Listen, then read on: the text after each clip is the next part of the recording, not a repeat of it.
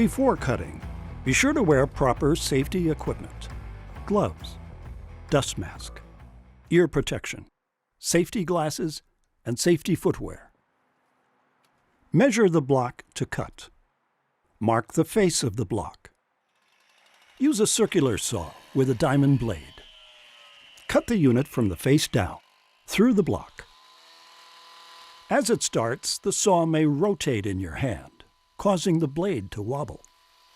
To minimize mistakes and ensure a straight, clean cut, bring the saw to full RPM before placing the blade on the block. Rotate the block to complete cutting. Check local codes for dust control.